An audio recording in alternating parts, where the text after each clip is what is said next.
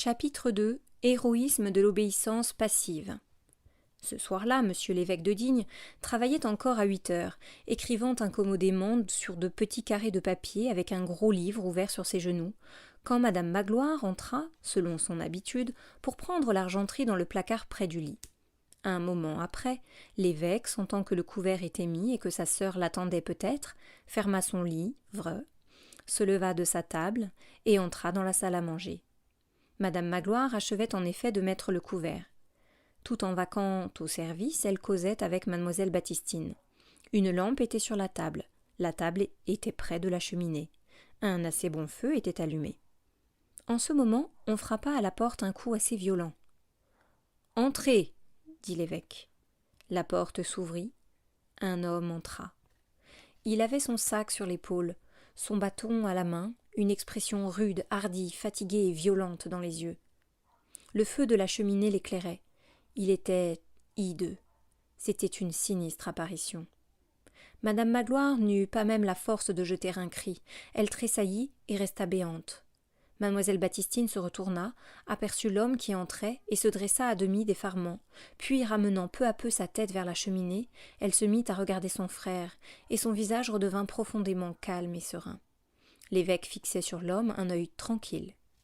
Comme il ouvrait la bouche, sans doute pour demander au nouveau venu ce qu'il désirait, l'homme appuya ses 2 mains à la fois sur son bâton, promena ses yeux tour à tour sur le vieillard et les femmes, et, sans attendre que l'évêque parlât, dit d'une voix haute.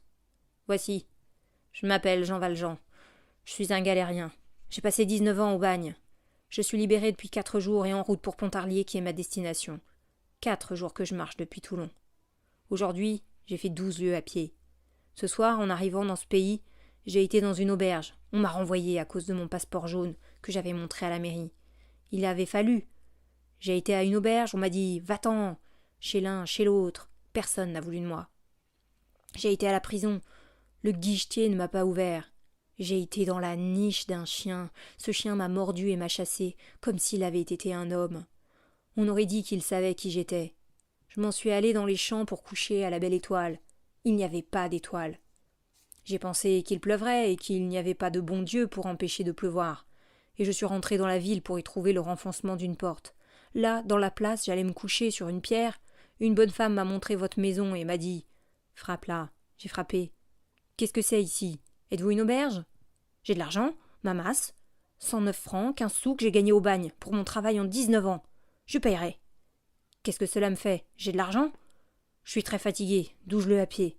J'ai bien faim. Voulez-vous que je reste ?»« Madame Magloire, dit l'évêque, vous mettrez un couvert de plus. » L'homme fit 3 pas et s'approcha de la lampe qui était sur la table.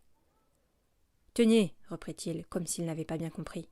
Ce n'est pas ça, avez-vous entendu? Je suis un galérien, un forçat, je viens des galères. » Il tira de sa poche une grande feuille de papier jaune qu'il déplia. « Voilà mon passeport, jaune, comme vous voyez. Cela sert à me faire chasser de partout où je vais. Voulez-vous lire? Je sais lire, moi. J'ai appris au bagne. Il y a une école pour ceux qui veulent. Tenez, voilà ce qu'on a mis sur le passeport. Jean Valjean, forçat libéré, natif de... Ah, cela vous est égal, hein.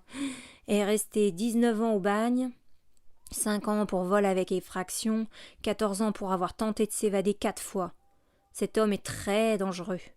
Voilà, tout le monde m'a jeté dehors. Voulez-vous me recevoir, vous? Est-ce une auberge? Voulez-vous me donner à manger et à coucher? Avez-vous une écurie? Madame Magloire, dit l'évêque, vous mettrez des draps blancs au lit de l'alcôve. Madame Magloire sortit pour exécuter ses ordres. L'évêque se tourna vers l'homme. Monsieur, asseyez-vous et chauffez-vous. Nous allons souper dans un instant, et l'on fera votre lit pendant que vous souperez. Ici, l'homme comprit tout à fait. L'expression de son visage, jusqu'alors sombre et dure, s'empreignit de stupéfaction, de doute, de joie, et devint extraordinaire.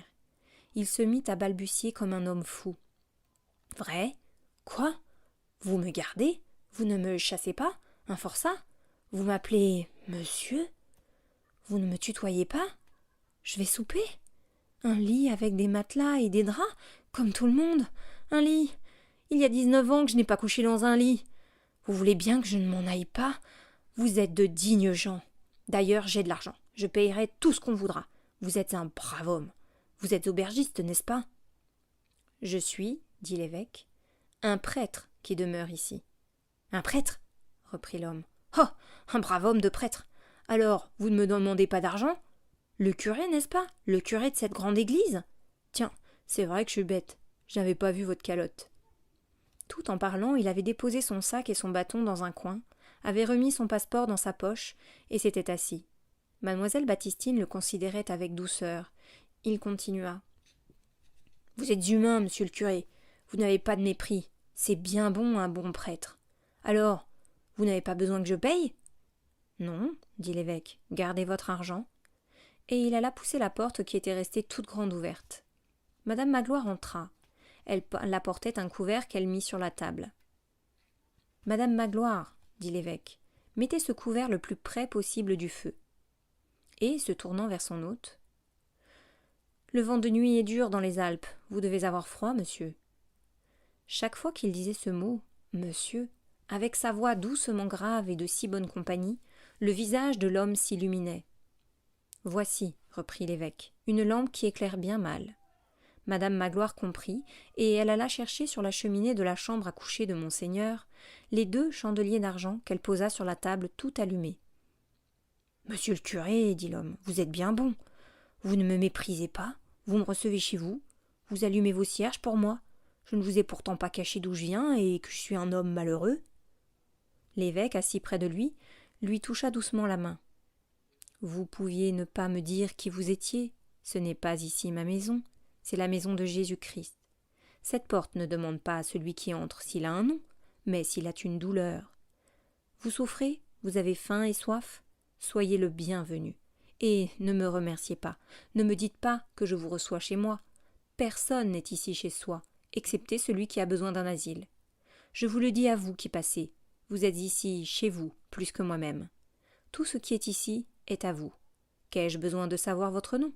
D'ailleurs, avant que vous me le disiez, vous en avez un que je savais. » L'homme ouvrit les yeux étonnés. « Vrai ? Vous saviez comment je m'appelle ? » ?»« Oui, répondit l'évêque. Vous vous appelez mon frère. »« Tenez, monsieur le curé, s'écria l'homme. J'avais bien faim en entrant ici, mais vous êtes si bon qu'à présent, je ne sais plus ce que j'ai. Cela m'a passé. » Cependant, madame Magloire avait servi le souper, une soupe faite avec de l'eau, de l'huile, du pain et du sel, un peu de lard, un morceau de viande de mouton, des figues, un fromage frais et un gros pain de seigle. Elle avait d'elle-même ajouté à l'ordinaire de monsieur l'évêque une bouteille de vieux vin de mauve. Le visage de l'évêque prit tout à coup cette expression de gaieté propre aux natures hospitalières. « À table !» dit-il vivement. Comme il en avait coutume lorsque quelque étranger soupait avec lui, il fit asseoir l'homme à sa droite. Mademoiselle Baptistine, parfaitement paisible et naturelle, prit place à sa gauche. L'évêque dit le bénédicité, puis servit lui-même la soupe selon son habitude. L'homme se mit à manger avidement. Tout à coup, l'évêque dit « Mais il me semble qu'il manque quelque chose sur cette table. » Madame Magloire, en effet, n'avait mis que les 3 couverts absolument nécessaires. Or, c'était l'usage de la maison, quand monsieur l'évêque avait quelqu'un à souper, de disposer sur la nappe les 6 couverts d'argent, étalage innocent. Ce gracieux semblant de luxe était une sorte d'enfantillage plein de charme, dans cette maison douce et sévère qui élevait la pauvreté jusqu'à la dignité. Madame Magloire comprit l'observation, sortit sans dire un mot, et un moment après les 3 couverts réclamés par l'évêque brillaient sur la nappe, symétriquement arrangés, devant chacun des 3 convives.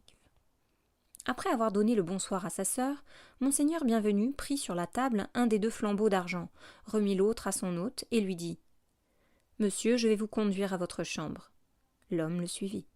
Comme on a pu le remarquer dans ce qui a été dit plus haut, le logis était distribué de telle sorte que, pour passer dans l'oratoire où était l'alcôve, ou pour en sortir, il fallait traverser la chambre à coucher de l'évêque. Au moment où il traversait cette chambre, madame Magloire serrait l'argenterie dans le placard qui était au chevet du lit. C'était le dernier soin qu'elle prenait chaque soir avant de s'aller coucher.